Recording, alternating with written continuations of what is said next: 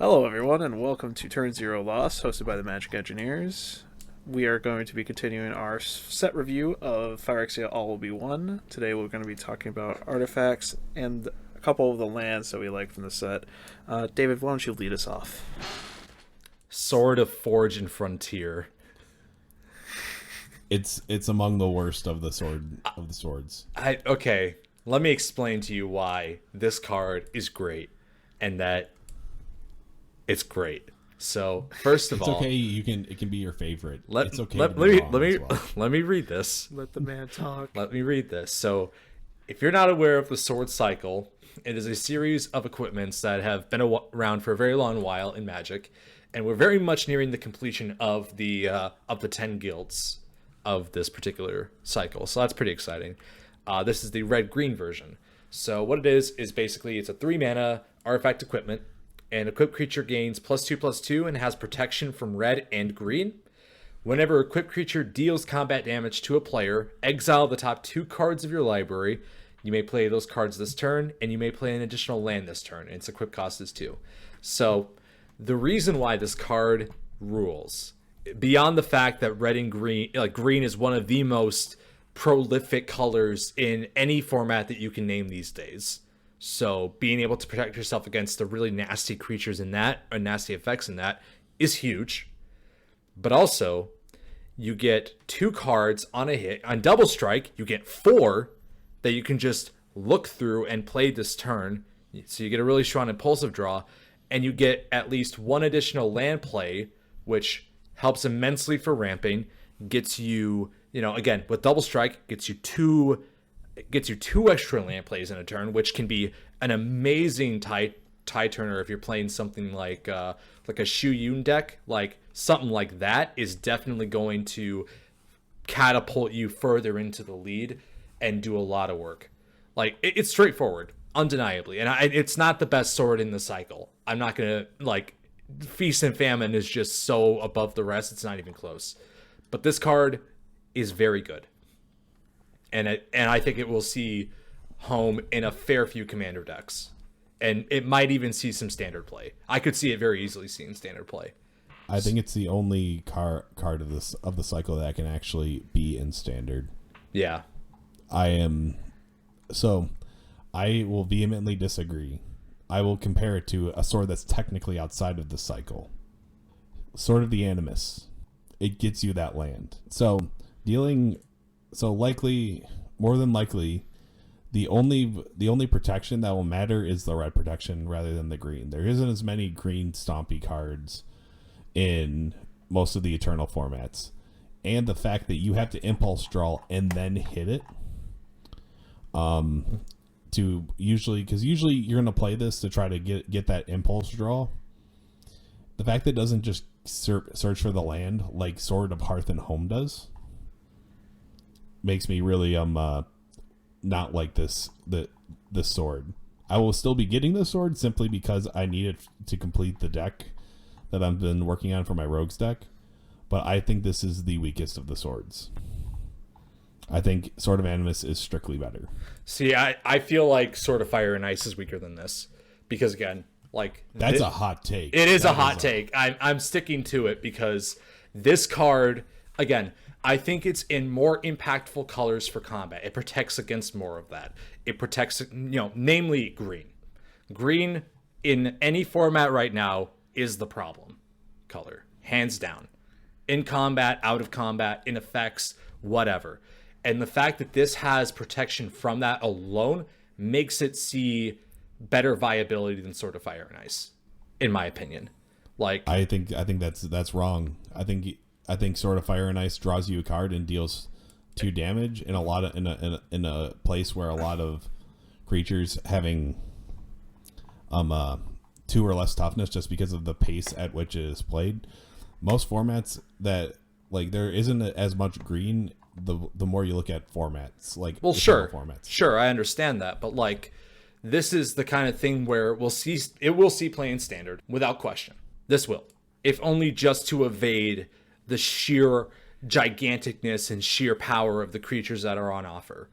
This will see play in standard just for that reason alone. This will see play in Commander for that reason alone. But the impulse draw really, I think isn't as bad as you believe, because it's only for that turn. If it said till next turn, my opinion would be slightly different. I understand that. The fact that it's only in that turn, and it's because you're looking at the ideal scenario, which is like the drafter's dream, is they always picture a card in the perfect scenario. But most of the time, that perfect scenario isn't going to go up. You could very well whiff on you could get 2 cards that you needed for later need to be in your deck.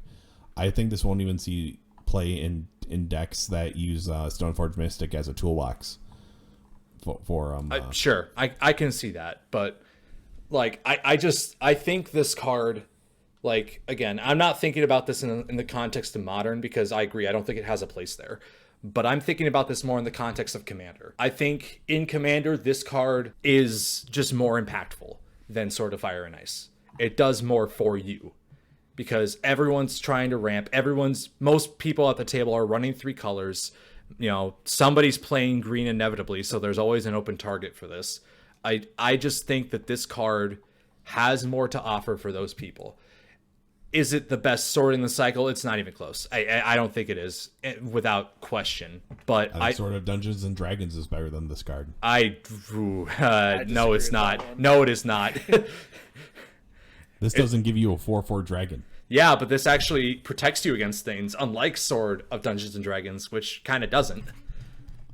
At least you have a high chance of whiffing with that. Like, I think if you're playing Sword of Forge and Frontier, you are likely playing the other swords as well. You'll have at least one other group. Yeah, and I think that the fact that green does not have green has removal, but not the best removal. I think Hearth and Home is better than this, simply because it gives you protection from white, and it gets you that basic land, and it flickers. I think Hearth and Home is substantially better than this card. I think, and the fact that once you exile those cards, that's public information. Sword of Fire and Ice lets you draw the card, and no one knows what it is. I think having less knowledge known to your other people is stronger than an impulse draw. I'm a simple man. I like this card. I'm not gonna argue. I like this one. It's definitely not great, but I will definitely probably try to get a copy if I can, if it's not too expensive, which I don't think it'll start off too badly. That's the only thing I like about this card. It's not gonna be very expensive, and it's gonna be easy to add in my rogue's deck. Though I will say, based on something I just read, most of the asking prices of some of these cards pre-release are averaging around $20. It'll drop to like sub 10 for sure. It'll drop once the set releases. Well, we've got a little bit of division in the ranks here. Clearly, I'm not backing down. I think this card is good. In the standard format, it's clearly aimed at. I don't think it's not anywhere near the top echelon of the sword cycle, but I think it has its place. So I'm not saying it doesn't have a place. I just think it's the worst of all of them, because it is the least on battlefield impact. I mean, sure, but let's agree to disagree and move on, guys. Yeah. I'm ready to move on with this. So we got the controversy out of the way. Now it's time for a card we all like, and that is Gra's Unstoppable Juggernaut. It is an 8 generic mana legendary artifact creature Juggernaut. Juggernauts you control attack each combat if able. Juggernauts you control cannot be blocked by walls, and other creatures you control have base power and toughness 5/3 and are Juggernauts in addition to their other creature types. Juggernauts finally have Juggernaut Tribal. We have Juggernaut Tribal. Yeah, I'm just absolutely elated that this card exists. This is the hard counter to Will's Wall deck. That thing needs to be stopped. Yes. The only downside is that it's colorless, but honestly, I think that makes it cooler. So I think every Juggernaut's colorless, though. That is also true. So yeah, I'm building a Juggernaut deck, and I will not be stopped. That's all that's to be said. It's just such a self-explanatory card. I don't really need to get any further into why I love it. So yeah. All right. We've addressed the controversy. Well, I don't need to say what I think is what I think I don't like. But okay, so I have 2 cards that I really like from the set, and one of them is Soulless Jailer. It is 2 generic, artifact creature, Phyrexian Golem. Permanent cards in graveyards cannot enter the battlefield. Players cannot cast non-creature spells from their graveyards or in exile. I love prison effects. This is an awesome card. Grafdigger's Cage is better. It is better. But having this go in my Winota deck makes me feel even better. Yeah, this straight up shuts down a lot of decks that care about impulse draw. Prosper. Prosper especially. Graveyard strategies. Yep. It's quite rude, but it's a hard counter to Crucible of Worlds. But it dies to removal, and that's what we like about it. It's a fair card, and it very competitively cost. I do like the text though. Lock the door and eat the key. Brand Executioner Thane. No, I don't like who said it because that card's bad. But yes, it is bad, but that's okay. And my other card that I really, really enjoy from this set, it might be the only 3 mana mana rock that I actually like a lot. It is Phyrexian Atlas. First of all, the art on it, phenomenal. I wish there was a full art version of this. Yes. It is very simple. 3 generic, tap 1, add any color of mana. And it has Corrupted. Whenever Phyrexian Atlas becomes tapped, each opponent who has 3 or more poison counters loses 1 life. It is really easy to get to 3 poison counters. And then you just tap it a lot for mana.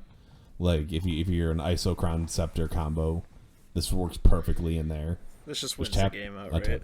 It wins the game. It's a way to easily win the game and ramp yourself. I like this card a lot.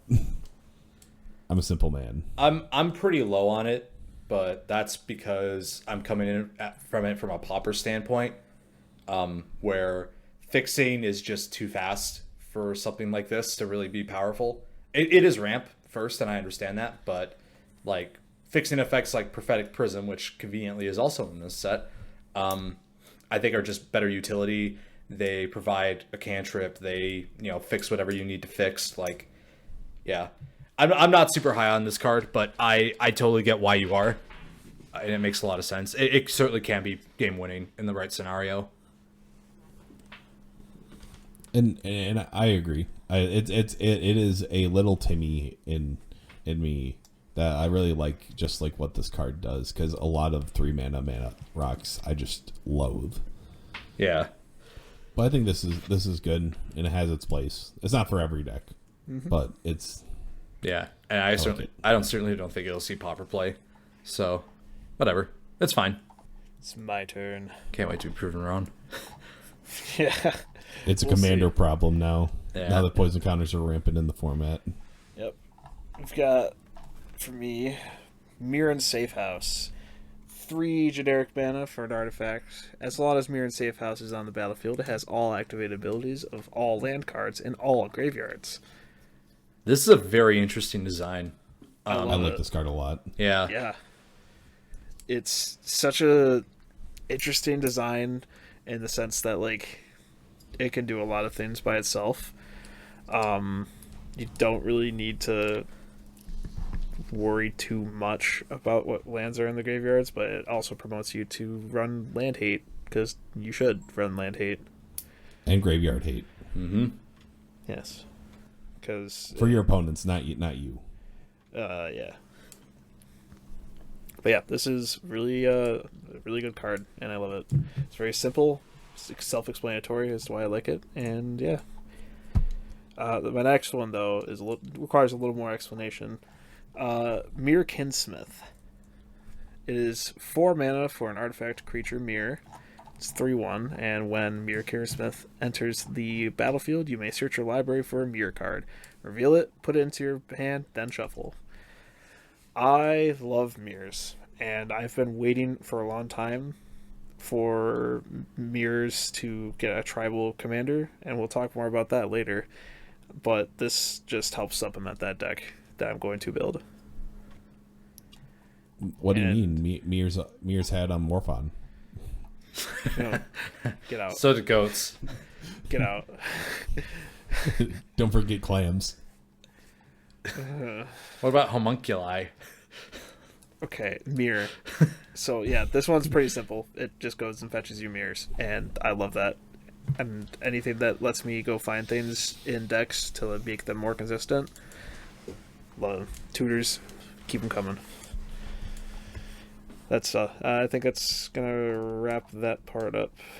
Is there anything else we want to say on any of the artifacts in this set? Staff of Completion is pretty cool. Staff of Completion is worthy of noting because it is a pretty good card.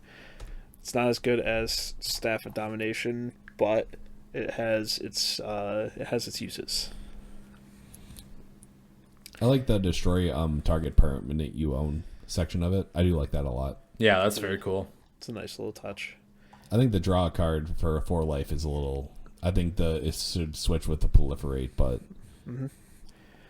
I want to say that most of the skull bombs in this set are kind of bad. I think the only one that's good is the surgical skull bomb. yeah, they're kind of like the fixed ether spell bombs, but like they're not.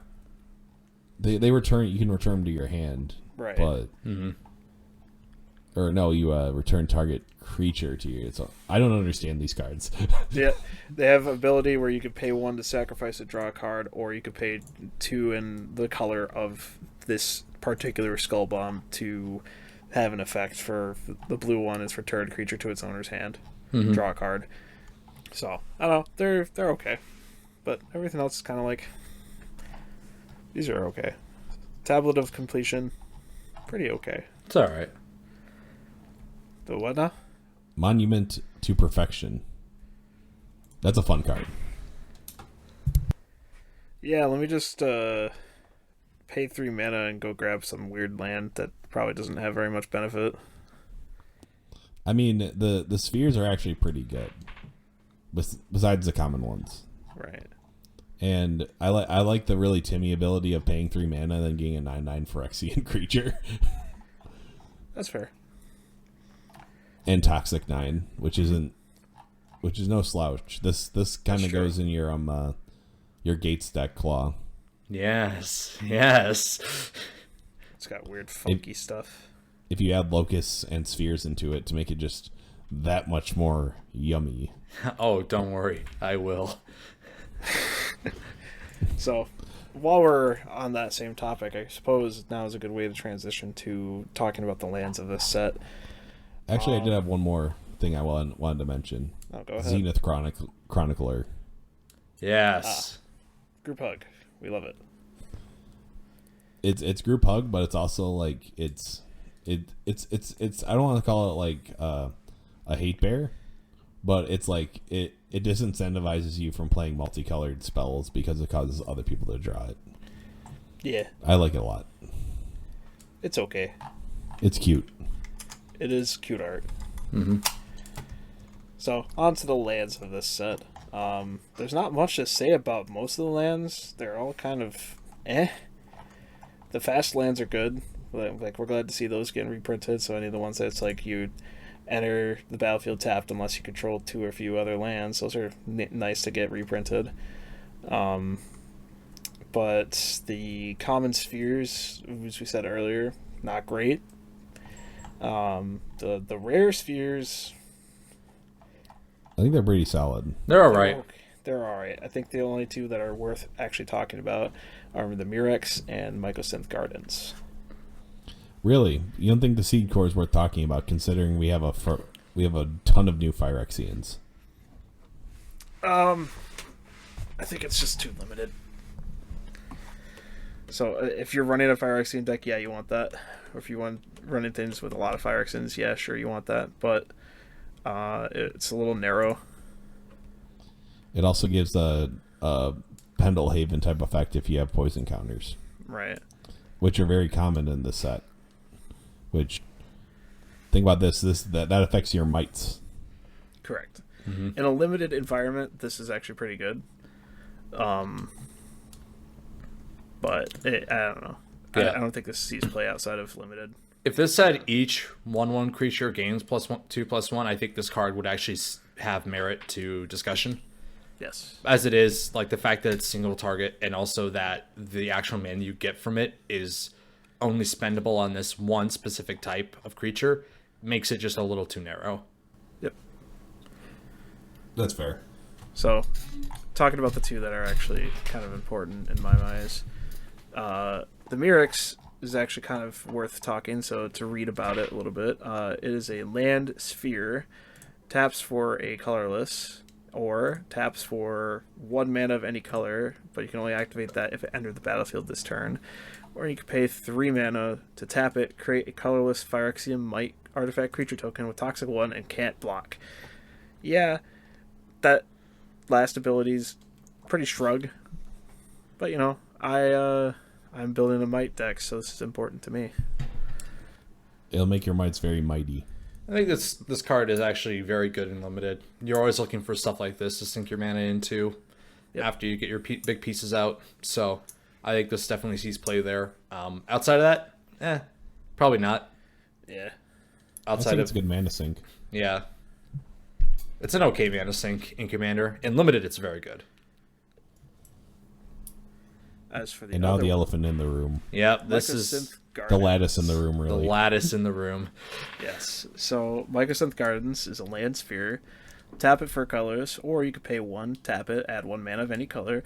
Or you could pay X, tap it. The Mycosynth Gardens becomes a copy of target non-token artifact you control with mana value X. Yuck.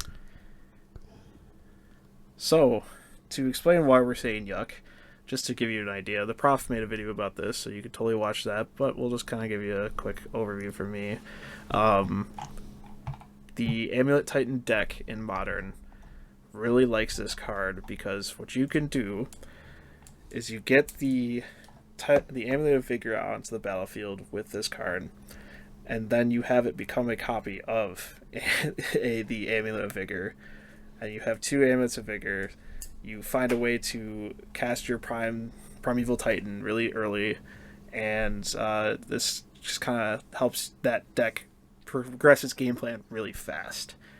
It's nothing to slouch at either, that last ability. It can become any artifact, so like it doesn't need to be an Amulet Titan deck to run this. You could run any sort of any colorless deck. Any deck really can have this card, so it's going to see a lot of play in decks that want to copy artifacts. I think the fact that that you can have multiple copies out at once makes this card, I think, a little over the top.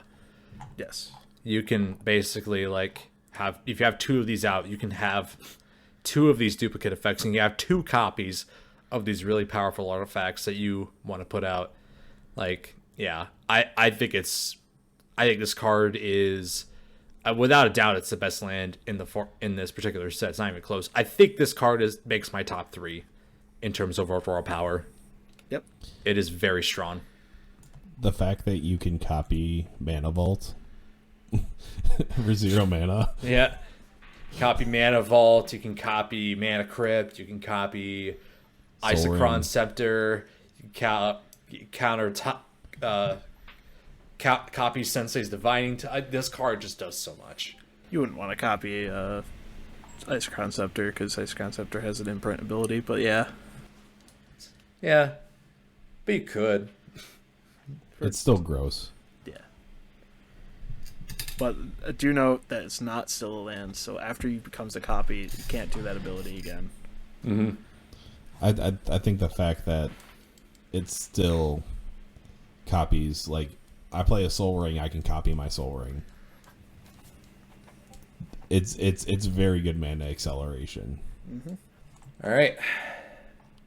Do you want to talk about the arts for the basics? I mean, it's just the same as Wizards has been doing recently for some reason. They're just knocking it out of the park with these basic land arts. Yeah.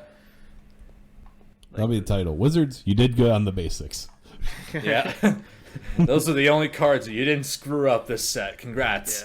Yeah. The mana fixing in this set is kind of but that's kind of the... I mean, we got Prism. Prism actually does a lot for that. I mean, the fast lands are pretty good. Yeah. The fast lands are good. Prism is always an all-star for fixing. That's fair. You also have Mirror Converter too. Yeah. Which it's like, yeah, it's 2 life, but still like fixing. I'm just talking about like the land fixing more than anything. That's fair. Wait, we got Terramorphic Expanse. Oh yeah, you're right. Never mind. We're Yeah. good. It's the most broken card in the game. How did they print that? I don't know, man. Evolving Wilds, I think edges it out a little bit. Oh, you're right. You're right. All right. Yeah. Shout out to Joey Moss. Well, this is a good place to wrap it up here. Thanks you all for watching. Make sure you like, subscribe, comment, share this video with your friends, follow us on Twitter and all that nonsense. We appreciate you taking your time, listen to us talk about this set. Next time we're going to finish up this set review of the favorite cards at least, and then we'll talk a little more later on how we feel about the set as a whole. We're going to be talking about the multicolored cards and the Commander's set only cards. Have a great day. See ya.